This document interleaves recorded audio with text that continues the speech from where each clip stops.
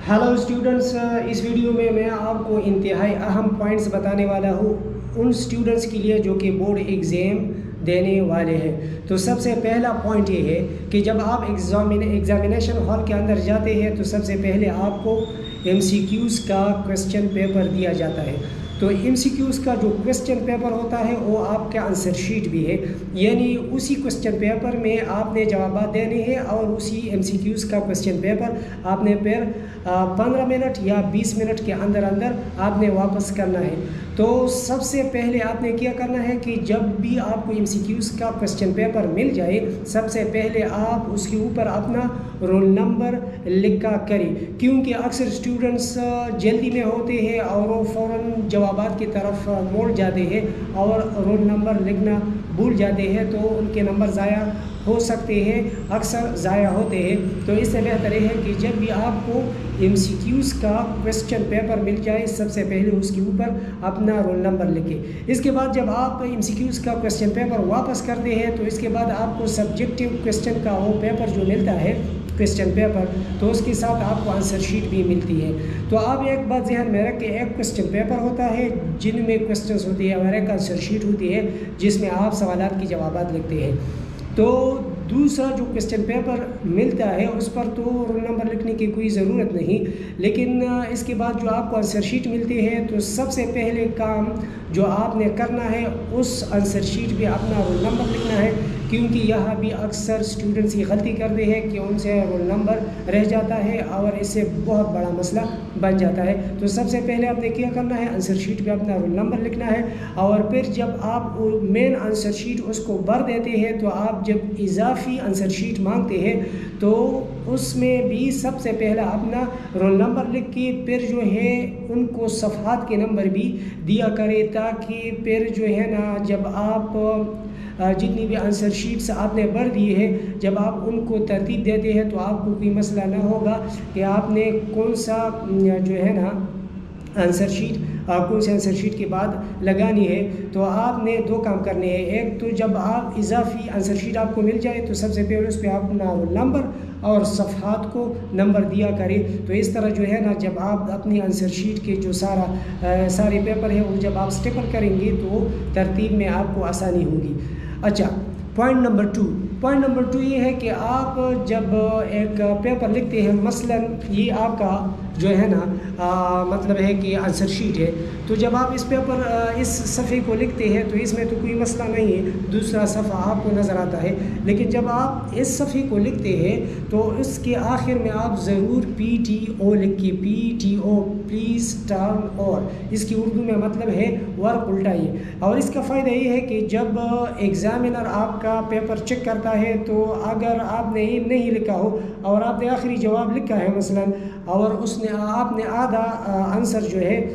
इधर लिखा है और आधा आंसर दूसरे सफ़े पर लिखा है, तो कभी कभार ये गलती एग्ज़ामिनर से मुमकिन है कि हो जाए कि अगर आपने PTO नहीं लिखा हो और आपने आधा जवाब लिखा है तो ये कंसिडर करेगा कि उसने आधा जवाब दिया है और ये कंप्लीट है और आपको उस आधे जवाब के नंबर देंगे। तो इसलिए ये ज़रूरी है कि जब भी आप एक वर्क उल्टाते हैं तो इसके आखिर में PTO ज़रूर लिखा करें। पॉइंट नंबर 3 और ये इंतहाई अहम है, क्योंकि अगर आप इसकी खिलाफ वर्जी करते हैं तो आप पर UFM केस भी बनाया जा सकता है, और वो है अपनी आइडेंटिफिकेशन ज़ाहिर करना पेपर में। तो पेपर में कभी भी अगर आपको ये पता ना हो और अभी लग जाए तो आप ये बात ज़हन से निकालें कि आप अपनी जो है ना पेपर में अपना आइडेंटिफिकेशन ज़ाहिर करें, यानी अपनी शनाख्त ज़ाहिर करें। किस तरह? इस तरह कि आप अपनी जो आंसर शीट है वह कहीं अपना जो है ना मोबाइल नंबर लिखिए या वालिद का मोबाइल नंबर लिखिए या अपना ईमेल एड्रेस लिखिए या जो है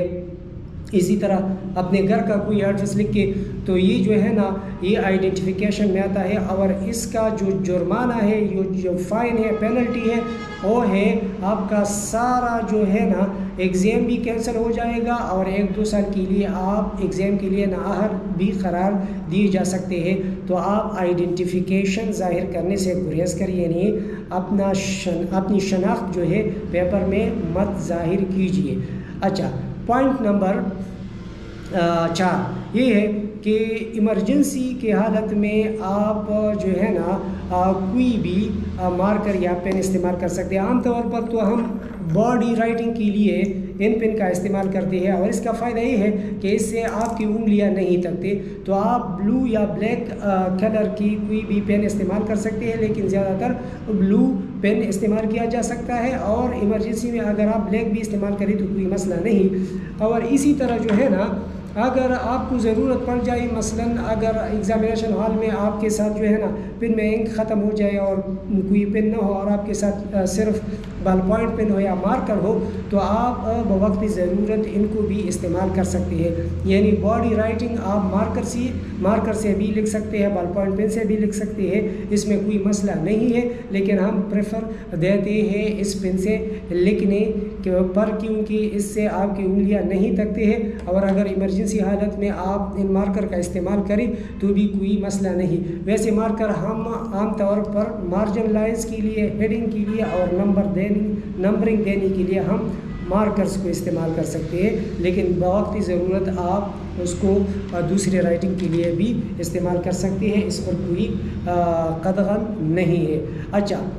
پوائنٹ نمبر 5, اور وہ یہ ہے کہ جب آپ کے سامنے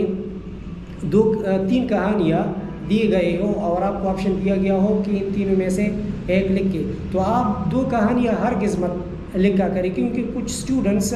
اس طرح ہوتے ہیں کہ ان کا خیال ہوتا ہے کہ 2 سٹوریز مجھے آتے ہیں تو ان دونوں کو میں لکھوں گا, اور ان میں جو ایگزامینر کو اچھی نظر آئے تو اس سٹوری کے مجھے نمبر دیں گے. تو آپ ایک بات ذہن نشین میں کہ اگر آپ نے 2 سٹوریز لکھے تو آپ کو نمبر صرف پہلی کہانی کے ملیں گے. دوسری کہانی آپ کی اچھی ہو یا بری ہو یا ٹھیک ہو یا غلط ہو, اس کو کراس کیا جائے گا. تو اپنا وقت ضائع مت کریں. جب آپ سے جو ڈیمانڈ ہو جائے اسی ڈیمانڈ کے مطابق آپ جواب دیا کریں. اگر آپ سے ایک کہانی مانگی گئی ہے تو آپ نے ایک ہی کہانی لکھی جو آپ کو اچھی طرح سے آتی ہے, تو آپ اس کہانی کو لکھیں. اسی طرح جو ہے نا اردو میں اس طرح ہوتا ہے کہ اگر آپ سے مفہوم اور تشریح دونوں مانگی گئی ہے تو کبھی کبھار آپ نہیں جانتے ہیں کہ مفہوم کیا ہے اور تشریح کیا ہے. تو اگر آپ نے مفہوم نہیں لکھا اور تشریح کو بہتر انداز میں لکھا تو آپ سے نمبر نہیں کاٹے جائیں گے اور آپ کو پورے نمبر دیے جائیں گے. اسی طرح یہ جو پوائنٹ نمبر 6 ہے تو یہ بہت اہم ہے, اور وہ یہ ہے کبھی کبھار ایسا بھی ہوتا ہے کہ اسٹوڈنٹ اکثر سوال نمبر 5 لکھتے ہیں, یعنی جو نمبر دیتا ہے وہ 5 لکھتا ہے, لیکن جواب جو ہے وہ 3 نمبر کا دینے لگتا ہے. تو اس طرح آپ کا جواب جو ہے وہ غلط تصور ہوگا, کیونکہ آپ نے اوپر لکھا ہے سوال نمبر 5 اور جواب دے رہی ہو سوال نمبر 3 کا. تو اس طرح بھی آپ کا جواب جو ہے غلط تصور ہوگا اور آپ کو کوئی نمبر نہیں ملے گا. اسی طرح جو ہے آخر میں یہ پوائنٹ بہت اہم ہے, اور وہ یہ ہے کہ کبھی کبھار ایسا اسٹوڈنٹس کرتے ہیں اور پھر بعد میں اس کے بارے میں پریشان ہوتے ہیں. تو وہ پوائنٹ یہ ہے کہ اگر آپ نے مثلا آپ نے پہلا کویسچن لکھا, دوسرا کویسچن لکھا, تیسرا کویسچن آپ نے چھوڑ دیا, اس لیے کہ میں پہلا, چوتھا اور 5واں لکھتا ہوں, پھر دیکھوں گا تیسری کویسچن کے ساتھ. تو آپ نے پھر چوتھا لکھا اور 5واں لکھا. اب اس کے بعد آپ کویسچن نمبر 3 لکھتے ہیں, تو آپ نے کویسچن نمبر 3 یعنی آپ نے لکھا سوال نمبر 3 اور اسی کا جواب لکھا, تو اس سے کوئی فرق نہیں پڑتا ہے, آپ کو اس جواب کی پوری نمبر دیے جائیں گے. یعنی ترتیب جو ہے یہ لازمی نہیں ہے کہ اگر آپ نے ترتیب میں غلطی کی ہے, مثلا اگر آپ نے پہلا کویسچن نمبر 1 لکھا ہے, پھر کویسچن نمبر 3 لکھا ہے, پھر کویسچن نمبر 2 لکھا ہے, لیکن آپ نے نمبر جو ہے لازماً اس کو صحیح دیا ہے کہ یہ کویسچن نمبر 2 ہے تو کویسچن نمبر 2 کا جواب, کویسچن نمبر 3 ہے تو کویسچن نمبر 3 کا جواب. تو اسی طرح جو ہے نا اگر آپ سیکوینس میں یعنی ترتیب میں غلطی کریں تو اس سے کوئی فرق نہیں پڑتا, آپ کو پورے نمبرز ملیں گے, لیکن کوشش کریں کہ ترتیب سے لکھیں. اگر آپ نہ لکھیں تو کوئی مسئلہ نہیں ہے. تو یہ بہت امپورٹنٹ پوائنٹس تھے جو کہ بورڈ میں ایگزام دینے والے اسٹوڈنٹس جو ہے ان کے لیے بہت ضروری ہے. تو اگر آپ کو ویڈیو پسند آئی ہو تو ویڈیو کو بھی لائک اور شیئر کیجیے, اور چینل کو بھی سبسکرائب کیجیے, کیونکہ میں جو ہے نا